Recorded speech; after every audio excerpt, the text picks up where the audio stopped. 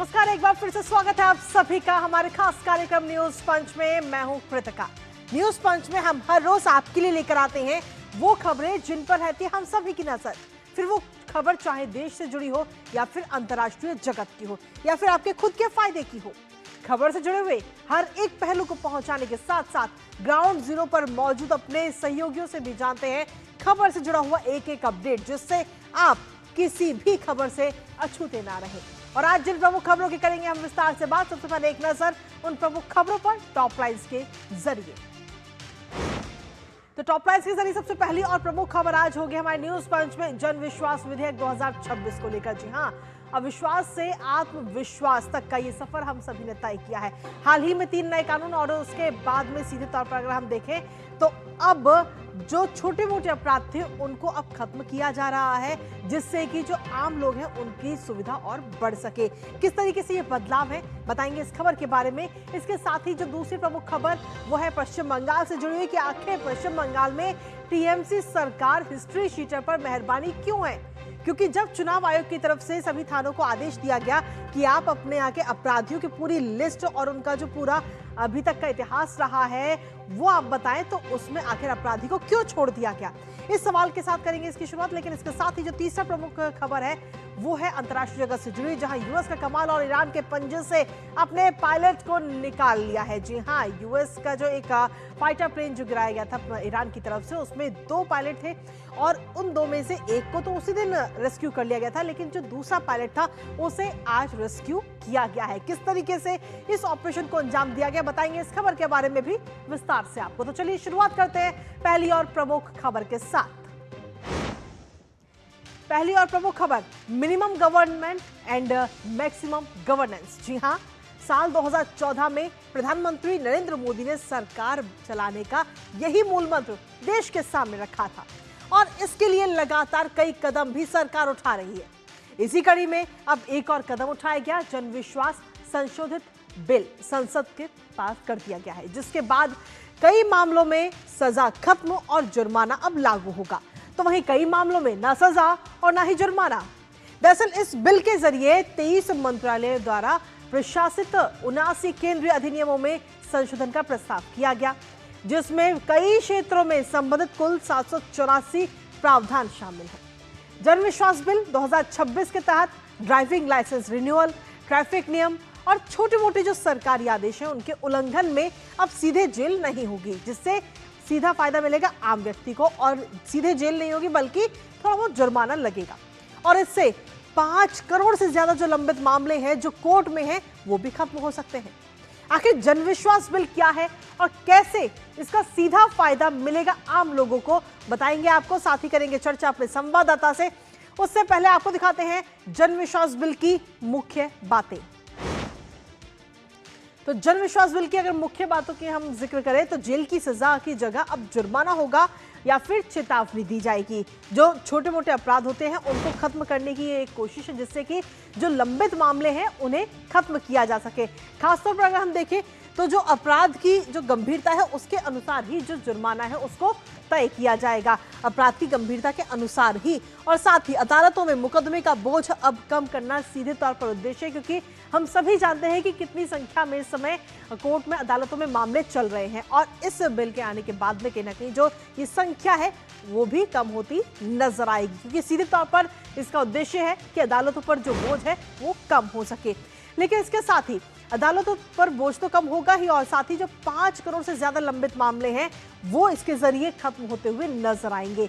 नए प्रावधानों से मामलों का निपटारा होगा और साथ ही गंभीर मामले जो हैं उन पर ज्यादा ध्यान भी दिया जा सकेगा, सीधे तौर पर ये हम कह सकते हैं। और न्याय व्यवस्था पर जो दबाव लगातार बन रहा है, क्योंकि काफी सारे मामले हैं जो सालों साल चलते हैं, वो दबाव भी अब इसके जरिए कम होता हुआ नजर आएगा।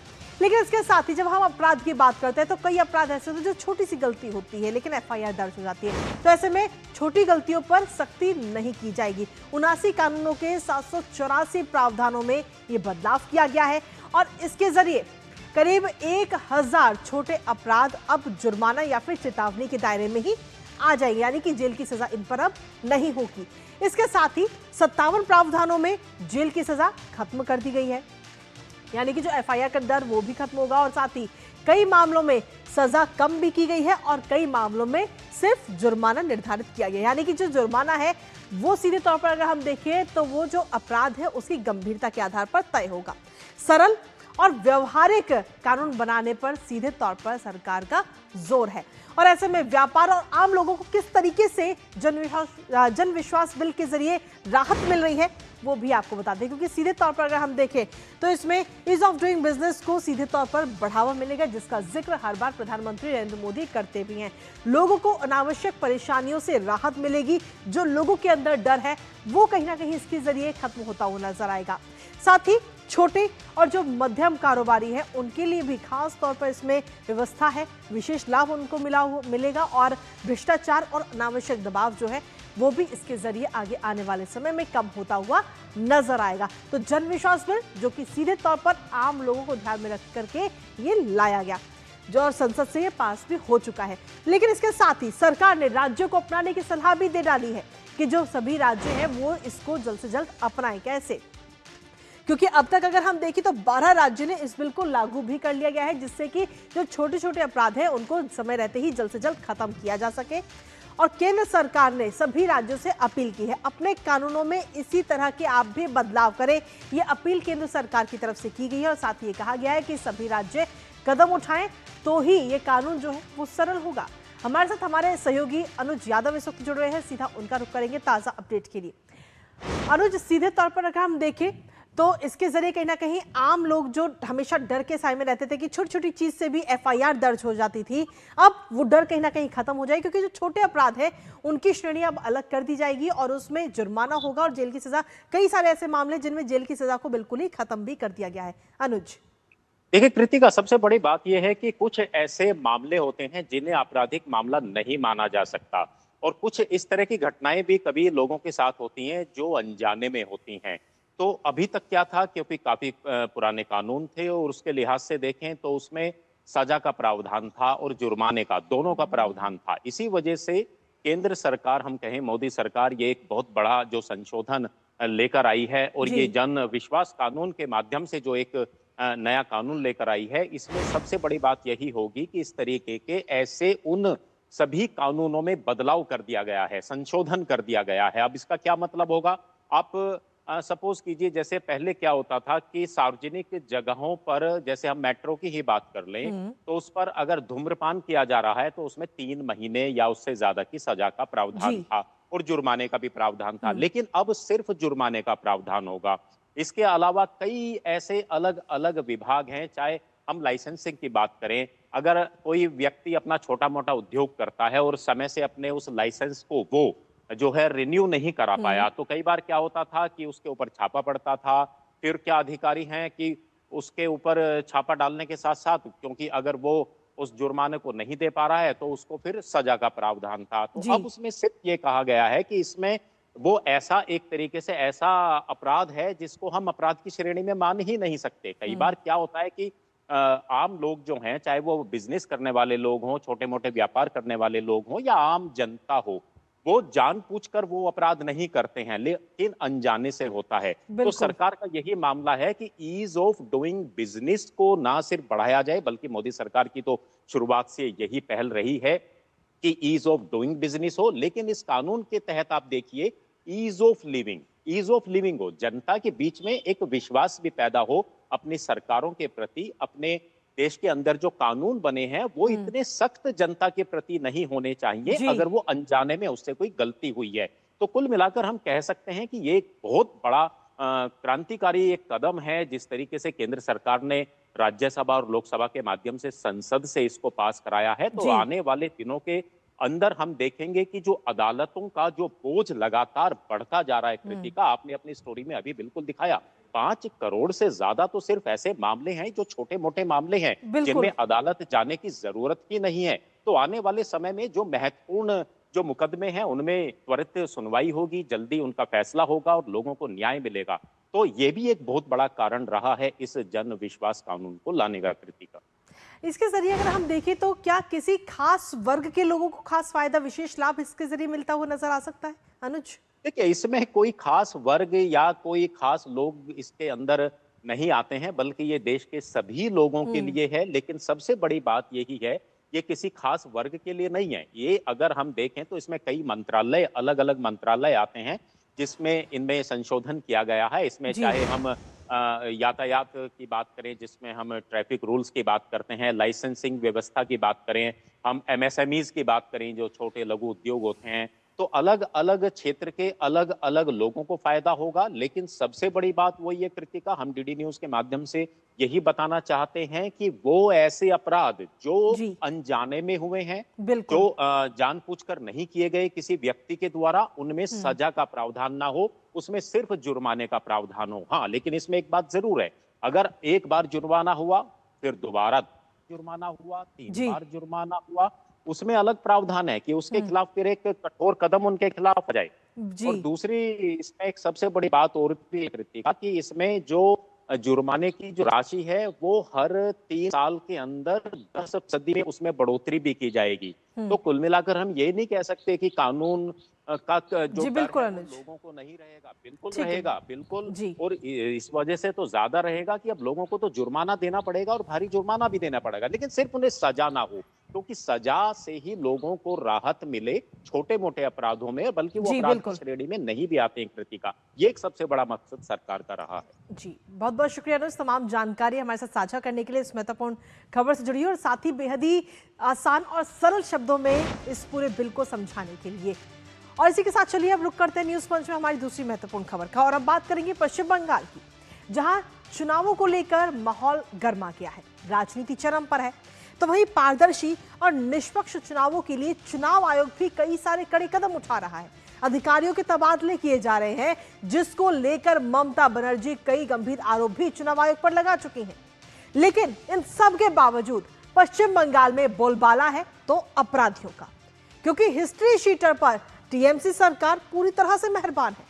दरअसल चुनाव आयोग ने हाल ही में अपराधियों की एक पूरी लिस्ट बनाने का आदेश सभी थानों को दिया था कि उनके इलाके में जितने भी अपराधी हैं उनकी एक लिस्ट बनाई जाए। और जब ये लिस्ट सामने आई तो कार्रवाई भी हुई, गाज गिरी कस्बा थाने के ऑफिसर इंचार्ज यानी ओसी पर। अब आखिर ये कार्रवाई क्यों की गई और कैसे बंगाल में अपराधियों का बोलबाला है, वो आपको बताएंगे, साथ ही करेंगे चर्चा। उससे पहले आपको दिखाते हैं भारी पड़ी आदेश की अनदेखी। तो जी हां, कोलकाता के कस्बा थाना इंचार्ज का ये तबादला किया गया है और जो अनदेखी है आदेश की वो की गई। दरअसल आपको बता दें कि ओसी विश्वजीत देवनाथ को सस्पेंड कर दिया गया है और सीधे तौर पर यह कार्रवाई इस समय की गई है क्योंकि उन्होंने जो पूरी लिस्ट बनाई थी उसमें एक हिस्ट्री शीटर का नाम उन्होंने नहीं डाला, जो अपराधी था उसका नाम नहीं डाला गया, सोना पप्पू। और इस पूरे मामले में अब ये बड़ी कार्रवाई हुई है। अपराधियों की लिस्ट में सोना पप्पू का नाम ही नहीं था, जबकि चुनाव आयोग ने ये पूरे आदेश दिया था कि जो जो अपराधी है उनकी और साथ ही उनके ऊपर कौन कौन से मामले दर्ज हैं इसका पूरा एक ब्यौरा देना था, एक पूरी रिपोर्ट देनी थी। लेकिन इस रिपोर्ट में पप्पू का नाम नहीं था, सोना पप्पू का नाम नहीं था। तो ऐसे में ये बड़ी कार्रवाई इस समय की गई है और भारी जो आदेश की अनदेखी की गई वो अब भारी पड़ती हुई नजर आई है और ओसी विश्वजीत को सस्पेंड कर दिया गया है। लेकिन इसके साथ ही आपको बता दें कोलकाता के कस्बा थाना इंचार्ज का तबादला इस वक्त किया गया। चुनाव आयोग ने सख्त निर्देश जारी किए थे, सभी थानों को ये पूरी हिस्ट्री शीटर की लिस्ट बनानी थी। लेकिन आखिर ये कौन सा अपराधी है जिसके वजह से ये पूरी बड़ी कार्रवाई होती हुई नजर आई? आखिर कौन है सोना पप्पू, वो भी आपको बता दें। दरअसल ये सोना पप्पू, जिसका नाम सोना पप्पू उर्फ विश्वजीत पोद्दार है, 3 फरवरी गोल पार्क इलाके में गोलीबारी के मामले में ये सीधे तौर पर इसका नाम है और जांच में ये सोना पप्पू का नाम इस वक्त सामने आया था। मनी लॉन्ड्रिंग केस से भी सोना पप्पू के तार सीधे तौर पर जुड़े हुए पाए गए हैं और 1 अप्रैल को सोना पप्पू के घर पर ईडी का छापा भी पड़ा था, जिसमें आप सभी ने देखा था कितना सारा कैश वहां से बरामद किया गया था। ईडी ने घर से देसी रिवॉल्वर भी बरामद की, साझेदारों के ठिकानों पर भी छापेमारी हुई और साथ ही ईडी ने 1.2 करोड़ रुपए की नकदी जब्त की थी। लेकिन ईडी की इस कार्रवाई के बाद में जब यह देखा गया कि क्या इस अपराधी का नाम उस लिस्ट में है कि नहीं है, तो उसके बाद में यह खुलासा हुआ कि उस लिस्ट में सोना पप्पू अपराधी का नाम था ही नहीं, जिसके बाद ये बड़ी कार्रवाई सामने आई है। लेकिन इस पूरी खबर के बाद में अब कुछ सवाल जो सुलगते हुए नजर आते, जो हर किसी के जहन में है कि आखिर क्रिमिनल लिस्ट में सोना पप्पू का नाम क्यों नहीं था, कौन उसे बचा रहा है, किसके कहने पर इलेक्शन कमीशन के निर्देशों की ये अनदेखी की गई। हालांकि कार्रवाई तो अब की जा चुकी है, लेकिन अनदेखी आखिर क्यों हुई है? अपराधियों के सर पर आखिर किसका हाथ है? कौन अपराधियों को सपोर्ट कर रहा है वहां पर? और इसी पर ताजा अपडेट ले लेते हैं। हमारे साथ में हमारे सहयोगी सौरभ दत्ता इस वक्त जुड़ रहे हैं, जो लगातार पश्चिम बंगाल से एक एक अपडेट हम तक पहुंचा रहे हैं, चुनावों से जुड़ी हुई भी, और जमीनी स्तर पे क्या कुछ वहां पर चल रहा है, एक एक अपडेट हम तक लगातार पहुंचा रहे हैं। सौरभ, आपसे जानना चाहेंगे, सोना पप्पू जब ईडी की रेड पड़ती है तब खुलासा होता है कि सोना पप्पू का नाम इस पूरी जो अपराधियों की लिस्ट थी उसमें था ही नहीं। कृतिका, देखिए, आज भी मुर्शिदाबाद के शमशेरगंज में चुनावी रैली से सीएम ने कहा है कि ये सारे जो तबादले हो रहे हैं, सारे जो सस्पेंड हो रहे हैं, असल में उनसे बदला लिया जा रहा है और ये बदला लेने के कारण ये सब बदली हो रहा है। लेकिन साथ ही साथ ये सवाल भी उठ रहा है कि सोना पप्पू, इलेक्शन कमीशन आज नहीं, हर एक चुनाव से पहले ये इलेक्शन कमीशन का एक स्टैंडर्ड रूल होता है कि वो कहते हैं कि जो लोकल एडमिनिस्ट्रेशन होता है, पुलिस एडमिनिस्ट्रेशन होता है, उनसे कहते हैं कि आप इलाके के जो भी हिस्ट्री सीटर्स हैं, जो नॉन क्रिमिनल्स हैं, उनको आप अपने हिरासत में लीजिए, जितने इलीगल आर्म्स हैं उसको रिकवर कीजिए, जितने इलीगल मनी के ट्रांजैक्शन हैं उनको रिकवरी कीजिए, क्योंकि माना जाता है चुनाव का फंडिंग इस जरिए से होता है। तो इसीलिए ये हर चुनाव में होता है। आज सवाल ये उठ रहा है कि जब इलेक्शन कमीशन ने ये आदेश दिया तो ओसी विश्वजीत देवनाथ, जो कस्बा के ओसी है जिनको सस्पेंड किया गया है, तो उनको ज्यादा अपने दिमाग पे जोर लगाने की जरूरत नहीं थी, क्योंकि 3 फरवरी गोलपार्क में एक शूटआउट होता है, जिस शूटआउट में लोकल काउंसिलर टीएमसी के हैं और वो खुद सोना पप्पू को कहते हैं कि ये सब गैंगवार वहां से हुआ है। उनके मुंह से भी सोना पप्पू का नाम आता है और वो खूब इज्जत से लेते हैं, ऐसा नहीं है। तो तब सोना पप्पू का नाम तभी आ गया था, लेकिन देखा क्या गया कि सोना पप्पू फेसबुक से लाइव कर रहे हैं, लेकिन पुलिस उनको पकड़ नहीं पा रही है। बिल्कुल। फिर जाके ईडी ने रेड किया। ईडी ने रेड करके और एक बिजनेसमैन है जिसके लिंक से वहां पे काफी सारे पैसे, करोड़ों पैसे बरामद हुआ। बंगाल में तो ये अब ट्रेंड बन चुका है कि आप शिक्षा मंत्री के घर से भी करोड़ों रुपया मिलेगा और आपको सोना पप्पू के घर, सोना पप्पू के लिंक के जो है उनके घर से भी आपको करोड़ों रुपया मिलेगा। तो तब जाकर भी क्यों विश्वजीत देवनाथ और एक विश्वजीत है, विश्वजीत पोद्दार और सोना पप्पू एलियस सोना पप्पू, इनका खोज उनको नहीं मिला, क्योंकि उनको पकड़ने के लिए नहीं कहा। जो लिस्ट होता है कागज में भी उसका नाम नहीं है। तो इसी के चलते ये सवाल उठ रहा है कि ओसी विश्वजीत देवनाथ, विश्वजीत पोद्दार पे इतना मेहरबान क्यों है, और ये सवाल उठ रहा है कि ये सब मेहरबानी की एग्जाम्पल सामने आ रहा है, फिर भी सीएम कह रही है कि उनके ऊपर बदला लिया जा रहा है। तो ये सारे सवाल उठ रहे हैं। कृतिका, चलिए, बहुत बहुत शुक्रिया सौरभ, तमाम जानकारी हमारे साथ साझा करने के लिए, इस महत्वपूर्ण खबर से जुड़ी हुई। और इसी के साथ चलिए अब रुक कर लेते हैं न्यूज पंच में हमारी तीसरी महत्वपूर्ण खबर का, अंतर्राष्ट्रीय जगत से जुड़ी हुई महत्वपूर्ण खबर, जहां ईरान ने 3 अप्रैल को अमेरिकी वायुसेना का F-15E लड़ाकू विमान मार गिराया था और एक पायलट तो उसी दिन मिल गया था, लेकिन दूसरा पायलट अभी तक लापता था, जिसे 2 दिन बाद यानी कि आज रेस्क्यू कर लिया गया है, जिसकी पुष्टि खुद अमेरिकी राष्ट्रपति डोनाल्ड ट्रंप ने कर दी है।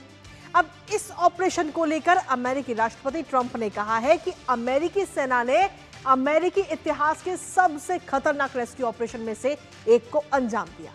दरअसल इस पायलट की अगर हम बात करें तो इस पायलट को अमेरिका और ईरान दोनों ही ढूंढ रहे थे और ईरानी सेना ने लापता अमेरिकी पायलट की तलाश के लिए एक बड़ा सर्च ऑपरेशन भी शुरू कर दिया था और पायलट की जानकारी देने वाले को $60,000 का इनाम देने का भी ऐलान किया था। फिलहाल इन सब के बीच अमेरिका ने अपने पायलट का रेस्क्यू कर लिया है। जानेंगे अपडेट अपने संवाददाता से, उससे पहले आपको दिखाते हैं अमेरिकी सेना का साहस से भरा ये ऑपरेशन। तो जी हां, साहस से भरा ये ऑपरेशन, ये बात कही जा रही है और अमेरिकी सेना का ये सफल रेस्क्यू ऑपरेशन अपने पायलट को अब बचा लिया है, जो कि पिछले 2 दिन से लापता था।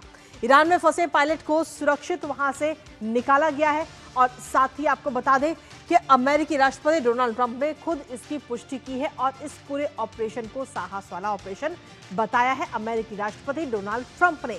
और इसके साथ ही उन्होंने कहा है कि ट्रंप ने कहा है कि सेना की बहादुरी को सलाम है, इतिहास का सबसे सफल ऑपरेशन अमेरिकी सेना ने किया, ये बात उनकी तरफ से कही गई। और साथ ही उन्होंने कहा कि दर्जनों आधुनिक विमानों को ऑपरेशन का हिस्सा बनाया गया था। अमेरिकी सेना की ईरानी लड़ाकों से झड़प भी इस दौरान हुई जब ये ऑपरेशन चल रहा था। तो ये तमाम जानकारी अमेरिकी राष्ट्रपति डोनाल्ड ट्रंप की तरफ से दी गई। लेकिन आखिर इस पूरे मामले में कब कब क्या क्या हुआ है, एक नजर उस पर भी डाल लेते हैं, क्योंकि सबसे पहले 3 अप्रैल की बात जिक्र कर रहे हैं हम। 3 अप्रैल को ईरान ने F-15E विमान को मार गिराया था और उसके बाद में पहला जो पायलट है जो इस विमान में सवार था वो तो उसी वक्त मिल गया था, लेकिन दूसरा पायलट 2 दिन से लापता था। दूसरे पायलट को लगातार खोज की जा रही थी और दोनों पायलटों को फिलहाल अब सुरक्षित बचा लिया गया है और ईरान हाथ मलता रह गया है, क्योंकि ईरान ने भी इस दूसरे पायलट को खोजने के लिए अपनी टीमें बनाई हुई थी। वो भी ऑपरेशन चला रहा था कि दूसरा पायलट जो है वो उसके हाथ में लग जाए। अब इस पूरे मामले को लेकर के अमेरिकी राष्ट्रपति डोनाल्ड ट्रंप ने रेस्क्यू ऑपरेशन की पूरी जानकारी भी दी और पूरी कहानी भी बताई। दरअसल उन्होंने सोशल मीडिया प्लेटफॉर्म ट्रुथ पर एक पोस्ट किया और उस पोस्ट के जरिए उन्होंने कहा कि क्रू मेंबर ऑफिसर जो एक बहुत सम्मानित कर्नल भी है अब सुरक्षित है। ये जांबाज अफसर दुश्मन की सीमा के काफी अंदर फंस गया था और ईरानी लड़ाके लगातार उनकी घेराबंदी कर रहे थे। दर्जनों आधुनिक विमानों ने हमला बोलकर इस रेस्क्यू ऑपरेशन को अंजाम दिया। इसके अलावा ट्रंप ने यह भी बताया कि कल यानी कि शनिवार को एक और पायलट के सफल रेस्क्यू किया गया था, जिसे सुरक्षा कारणों से कंफर्म नहीं किया गया क्योंकि दूसरे रेस्क्यू ऑपरेशन को खतरे में नहीं डालना चाहते थे। अमेरिकी सेना के इतिहास में यह पहली बार है जब 2 अमेरिकी पायलटों को दुश्मन के इलाके से अलग अलग बचाया गया है। तो ये पूरा जो पोस्ट है ये सोशल मीडिया प्लेटफॉर्म ट्रुथ पर किया गया है अमेरिकी राष्ट्रपति डोनाल्ड ट्रंप की तरफ से। हमारे साथ हमारे सहयोगी अखिलेश सुमन इस वक्त जुड़ गए हैं, सीधा उनका रुख करेंगे ताजा अपडेट के लिए। अखिलेश, सीधे तौर पर अगर हम देखिए तो जब ये विमान क्रैश हुआ तो उसके बाद में कई सारी फुटेज भी सामने आई थी और उस फुटेज में हम पायलट को भी देख पा रहे थे, लेकिन जिसके बाद ईरान ने सीधे तौर पर इन पायलटों को ढूंढने के लिए अपनी टीमें लगा दी थी। ऑपरेशन चला रहा था ईरान भी, लेकिन वहीं अमेरिका भी अपना ऑपरेशन चला रहा था और अमेरिका का ऑपरेशन सफल रहा। अखिलेश, हाँ, देखिए निश्चित तौर पे बहुत कह सकते हैं कि बहुत बड़ी कामयाबी अमेरिका के लिए है और बहुत बड़ी कामयाबी इसलिए भी है कि मुझे लगता है कि इसमें बड़े पैमानों पे आधुनिक तकनीक का इस्तेमाल किया गया और जो पायलट थे उनके पास कोई बहुत ही प्रिसाइज लोकेटर था और उसी लोकेटर की वजह से जो है अमेरिकी जो है वो उस पायलट को उठाने में सफल रहे।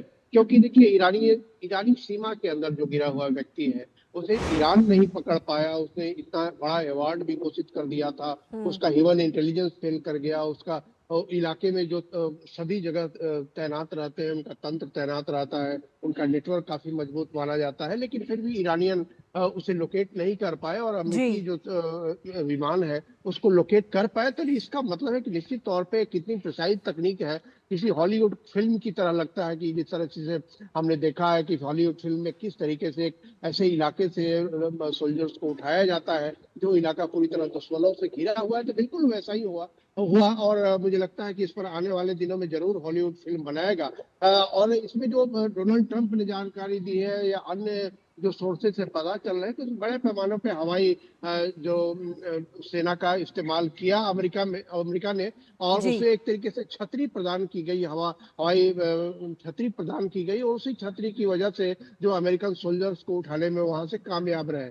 हाँ, हालांकि अमेरिकन सोल्जर्स को निश्चित तौर पे कुछ ना कुछ क्षति हुई है, घायल हुए, जिसको कि खुद डोनाल्ड ट्रंप ने कहा है, लेकिन जिस तरीके से ईरानियन सेना भी उधर पहुंच रही थी, नजदीक पहुंच रही थी और ऐसे में उसके पहले निकाल लेना वहां से एक बड़ी बात है।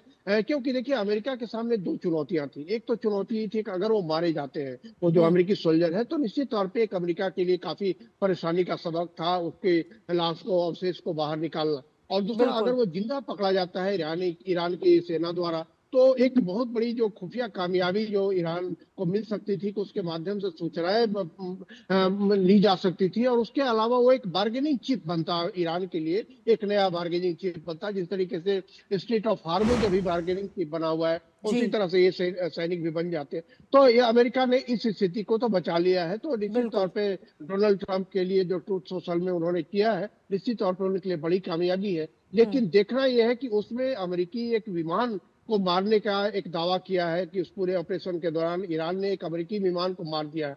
अब उस विमान को मार गिराया है तो उसमें पायलट थे, उसमें पायलट नहीं थे, उसमें क्या क्षति हुई है, कहीं उसका भी पायलट तो नहीं गिर गया है। ये अब एक नया कॉम्प्लिकेशन अमेरिका के सामने फिर से पैदा हो गया, जिसे देखना पड़ेगा। जी, बहुत बहुत शुक्रिया अखिलेश, तमाम जानकारी हमारे साथ साझा करने के लिए, इस महत्वपूर्ण खबर से जुड़ी हुई।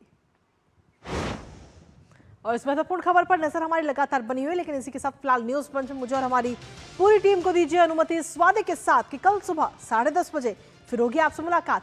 तब तक के लिए नमस्कार।